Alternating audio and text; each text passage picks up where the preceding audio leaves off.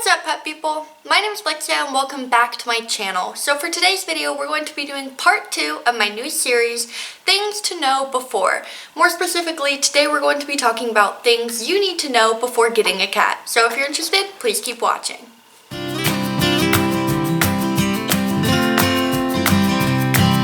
jumping right into today's video, I know some of you are probably thinking, what on earth could I need to know before getting a cat?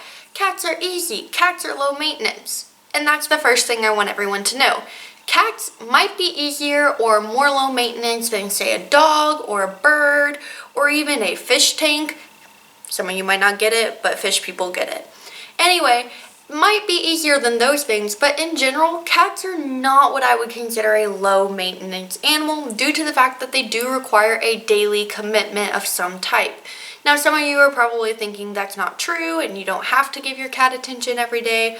I recommend you give your cat attention every day just to prevent attitude changes and, territorial behaviors from developing, but that's not the only reason they require a daily commitment. Cats do need fed twice a day, morning and night. I understand some people might leave a bowl out at all times. That's okay. You do need to change a cat's water daily, especially if it's one of those bowls that is not a moving or waterfall type bowl, due to the fact that in the wild, and we're gonna use lions as an example for this. In the wild,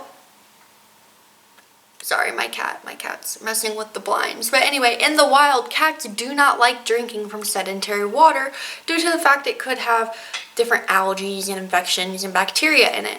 So your cat might not drink water as readily if it's a stale, had been sitting for a long time water. Moving on from the fact that cats are a daily commitment, cats do carry some bacteria and or diseases. Primarily in their claws, meaning that if you get scratched by a cat, there's a very real chance you could get this thing called cat scratch fever. It's real. It's whenever the bacteria from a cat's claws get trapped in your skin and it swells up and causes a really, really nasty infection that could put you in the hospital. Some people might think, oh, it's fine, I just got a little scratch. Be sure to always clean out and take care of your cat scratches, just because you don't want to wind up in the doctor due to your animal. While cat scratch fever is a real thing for humans, cats can also get sick very easily, and a lot of people might say this isn't true, but cats are just really good at hiding whenever they're sick. So you need to be able to look at and identify when your cat is sick or if your cat is sick. I have a whole video on different things that make cats sick and how to tell if your cat is sick and things of that nature. But the main factor of this little segment part that I'm talking about right now is that cats can get same illnesses as humans. There's feline leukemia. Cats can have asthma. My cat has asthma. So whenever you're getting a cat, you need to be prepared for possible medical emergencies and or illnesses that might pop up. You might think to yourself, well, I don't want it anymore if it's sick. You can't do that. You decide to commit to getting a cat, so you have to go with the consequences of it, which I understand some people might not be able to do financially. That's not okay, but we're going into that next. The next thing I would like to talk about with everyone is that people think cats are cheap. Boy, are you wrong. Cats might be cheap in the beginning, whereas, reptiles and things of that nature are expensive in the beginning with the initial setup and getting everything and getting them settled in and the price of the reptile themselves.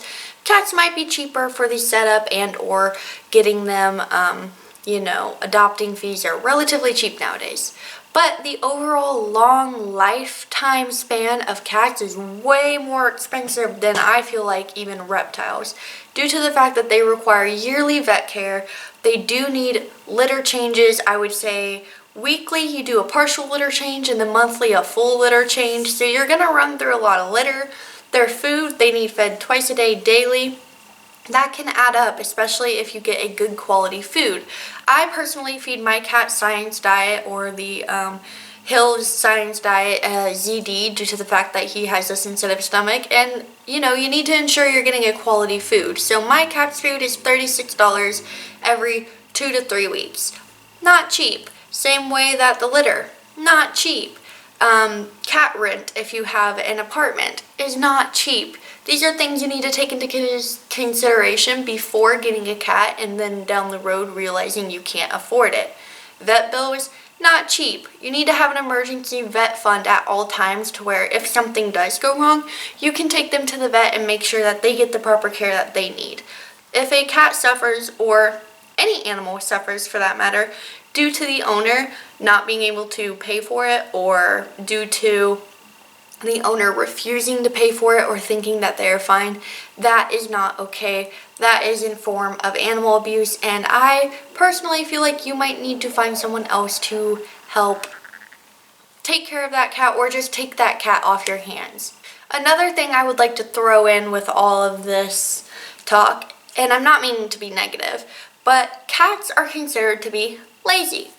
Not always the case. Some cats might be lazier than others.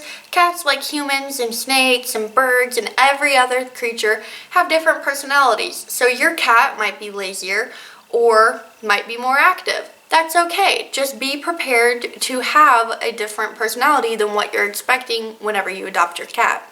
Your cat might want to play more, might want to play less. Your cat might be destructive, it might not.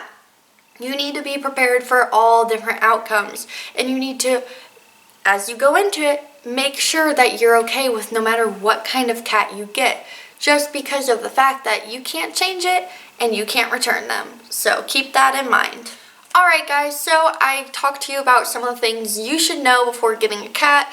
It's not that I'm trying to deter you from getting a cat. Cats are amazing. I love my cat so much. These are just things I feel like people do not take into consideration and need to think about before getting a cat.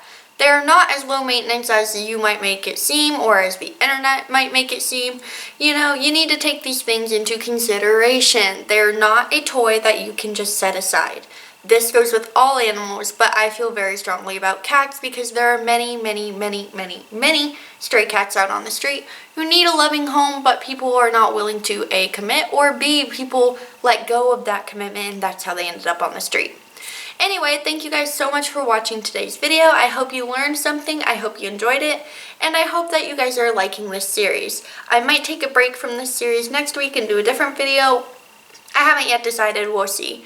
So, as always, thank you for watching. Thank you so much for the love and support, and I can't wait to see you guys next time. Bye.